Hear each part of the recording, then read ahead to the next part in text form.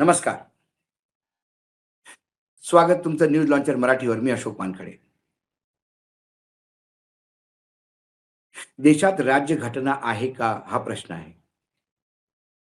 क्योंकि 2024 मध्ये आम्हाला तुम्ही पूर्ण बहुमत द्या, आम्हाला भरपूर 400 सीट द्या, आम्ही हे संविधान बदलू. अशा वल्गना करणारी लोक जेव्हा सत्तेत कुबड्या घेऊन येतात, तेव्हा ते संविधान तर बदलू शकत नाही. पण त्या संविधानाला म्हणजे त्या राज्यघटनेला पायाखाली तुडवण्याचं काम चालू आहे का? बंगालमध्ये जे होतंय, बंगालमध्ये जे झालंय, त्यात न्यायपालिका काय करत होती? का राज्यघटनेने न्यायपालिकेला हेच करायला सांगितलं होतं? निवडणूक आयोग किती पक्षपातपूर्ण काम करतोय, हे सगळ्या देशांनी पाहिलं. त्यानंतर तामिळनाडूमध्ये विजय सुपरस्टार, टी-व्ही-के त्याची पार्टी, त्याला लोकांनी सर्वात जास्त पसंती केली आणि तो 108 सीट घेऊन जिंकला. तिथे बहुमतासाठी 118 चा आकडा पाहिजे. 5 काँग्रेसनी त्यांना समर्थन दिलं, तो 8 आणि 5 13 झालं. पण विजय 2 ठिकाणी लढला, त्यामुळे 1 सीट खाली करावं लागेल, तर आपण त्याला 12 पकडू. त्यानंतर सीपीआय, सीपीएम यांनी त्यांना समर्थन देण्याच्या गोष्टी केल्या. पण राज्यपाल जे आहेत महोदय, ते विजय जेव्हा त्यांना भेटायला गेला, की मी सर्वात मोठा पक्ष आहे आणि मी सत्ता स्थापन करतोय, त्यांनी सांगितलं, "नाही, तुझ्याकडे जोपर्यंत मेजॉरिटी होत नाही, तोपर्यंत आम्ही तुला सत्ता स्थापन करू देत नाही." पण परंपरा काय आहे? परंपरा सोडा, संविधान काय म्हणतं, राज्यघटना काय म्हणतो? एस.आर. बोम्माई केसमध्ये सुप्रीम कोर्टाच्या संविधानिक बेंचने 9 जजेसचं बेंच, फार मोठं बेंच होतं ते आणि ते लँडमार्क जजमेंट आहे. त्यात त्यांनी सांगितलं होतं, की फ्लोअर ऑफ द हाऊसमध्येच विधानसभेच्याच पटलवर बहुमत सिद्ध करू शकता. राज्यपालाचं घर, त्याला तुम्ही लोकनिवास म्हणा, की त्याला तुम्ही मोदी निवास म्हणा, की संघ निवास म्हणा, की संघाची शाखा म्हणा, काही फरक पडत नाही. राज्यपालच्या घरी बहुमत हे टेस्ट करण्याची जागा नव्हे. कर्नाटकमध्ये जेव्हा निवडणुका झाल्या, तेव्हा फ्रॅक्चर्ड मॅन्डेट आलं. काँग्रेस आणि जनता दल एस,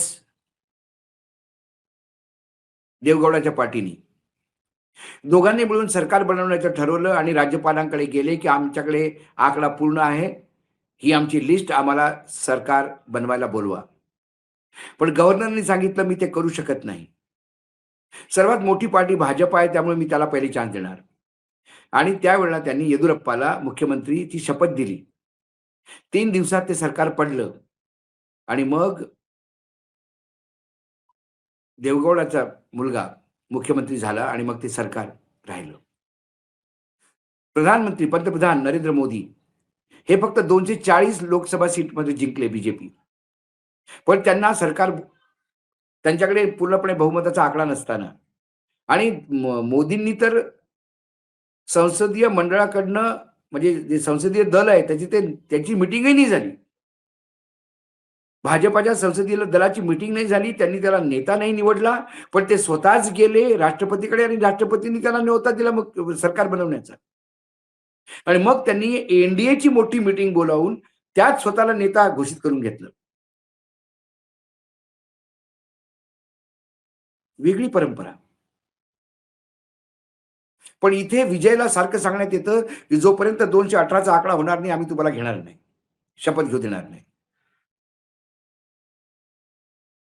आणि राज्यपाल कोण हे विचारणार आहे, तुझ्याकडे बहुमत आहे की नाही आहे?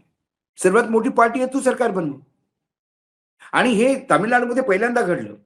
ज्या डीएमकेला हरवून विजय सत्तेत येतोय, त्या डीएमकेनी राज्यपालाला सांगितलं, की विजयला सरकार बनवू द्या.